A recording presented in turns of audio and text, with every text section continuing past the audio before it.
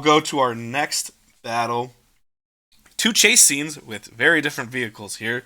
We have the Yep. helicopter chase scene and attack, escape, whatever you want to call it, from Mission Impossible 6 Fallout, taking on the car chase scene from Bullitt starring Steve McQueen. Yep. How'd you split it? Yeah. 8-2. Mission Impossible? Mission Impossible. Same deal, 8 to Yeah. 2 Mission Impossible. I I really want to give Bullet credit for all it is, because it really like forward the whole kind of action genre. Like this, the original Bond movies with Sean Connery.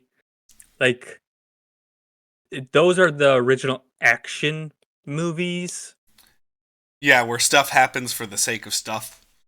because there aren't action movies like we know action movies now, Yes. where it's like the characters are actual, like, cops and stuff like that, and they're doing action things.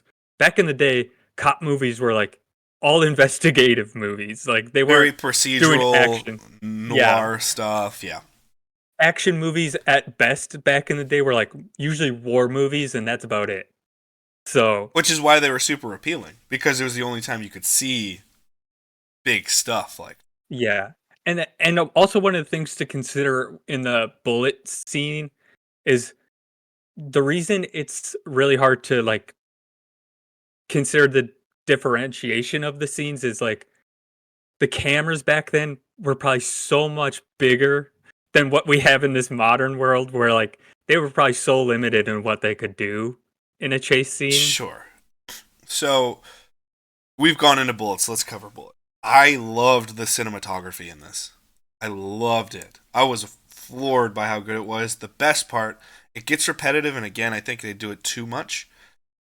But the San Francisco streets are perfect for Oh this yeah, this chase scene, great setting. and the downhill shots where they constantly are getting air. That's awesome because you're showing the natural danger of just having to drive in San Francisco with speed. Hmm. And then you're putting on the, oh, I'm being chased. Or, on the flip side, Steve McQueen, oh, I have to avoid everything that they're putting in front of me and chase him, all while actually taking on one of the most difficult cities to drive in that manner. Yeah.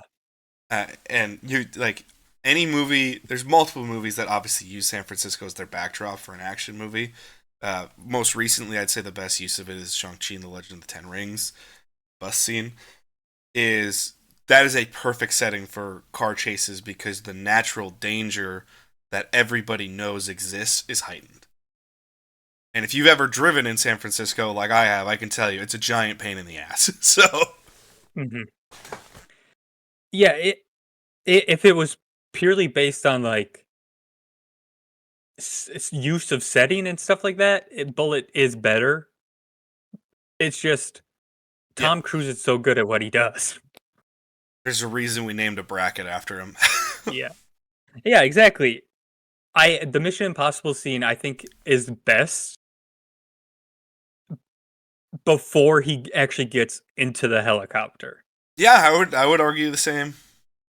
Yeah, I prefer it when he's trying to get into it rather than when he's in it. Again, that's another one of those. We talked about this with the Ghost Protocol scene, which is the number one seed in our cruise bracket. And he's just trying to top that Hmm. scene always, which is just makes Mission Impossible so much fucking to watch. Because Yeah. it's like watching that athlete that won the MVP in the Super Bowl and now he has to go do it again. And he feels the pressure to go do it, but he has the ability to pull it off. And Hmm. you're just like, God damn, this guy's good. God damn it, he's good. When he falls from the payload and is hanging on by a thread, holy shit. Yep. It's Yeah. I incredible. I remember watching that in the theaters and just being like, "Oh fucking shit, this is fucking stressful." Oh yeah, no, it's Like, it's extremely stressful. And that's where I'll take it back and not go too much into Fallout is I think the how long of a cut did you watch a Bullet? How long of a scene did you watch?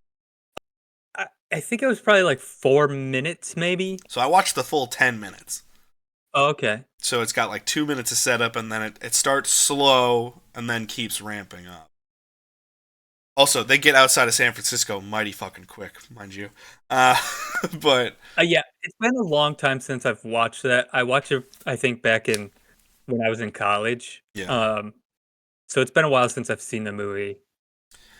I watched a full 10-minute cut of the chase scene, and I feel like it ramps up slowly, but it gets there, and I'm okay with the slow burn to get you there. Once it's in, it's exciting, but it's somewhat repetitive. They haven't. You can tell it's exactly like you said that it is the start of a genre Hmm.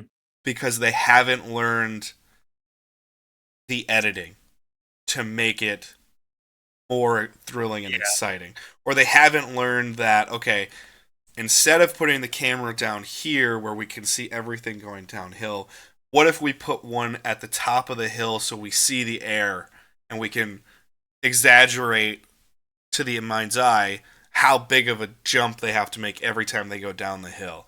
You know, have one of the times it edges another car so you get a little bit of the thrust of something happening. There's ways to improve that scene. It's not inherently fair because again, that scene is damn near perfect for a chase sequence of its time. I will also give it credit for not at least the parts that I watched, I don't know about the 10-minute version. It didn't use speed cranking, which was really, really a common thing back in the day with those early Bond movies where like all of a sudden the frame rate will just change and people will start moving quicker than they actually were moving in real life. Sure. Nah, yeah, they don't do that whatsoever. Okay. Yeah, yeah, it didn't happen in mine, so I was Uh, wondering if it did in and yours. also, I will say, two classic cars going against each other. That Mustang, but specifically that Charger. That's got to be worth quite a bit, that model. Oh, dude, that I mean, half of America's like dream muscle car is that Charger. Yeah. So, It's probably because of this fucking well, movie. it's that, and then other movies and other shows continually use it because they're inspired by it. So, I first learned about that car in Burn Notice, the USA show that I loved growing up. Uh-huh. When I was a teenager, I was like, "That's the car I want." Like, even when I was 15, the basest you could get to find that car was 300 grand. Oh, So, okay. So, yeah, a lot. so to get something like that would be absurd. But again, it's used in so many properties. It just looks so good. And it brings the cool factor up where you're like, oh, the bandits are using the Charger. Rad. And then you've got Steve McQueen, classic American icon, blonde hair, blue eyed, baby face. Oh, let's put him in the American car, especially at the time with the Ford Mhm. Mustang. And you're like, nice. Yeah. Steve McQueen also has a really great motorcycle chase in The Great Escape. He's he can do it all. Oh, yeah. But here we're going to have Also, Bullet lose out to just Fallout. just because I'm obsessed with Zodiac, shout out Dave Tosky, the guy, the detective in that movie.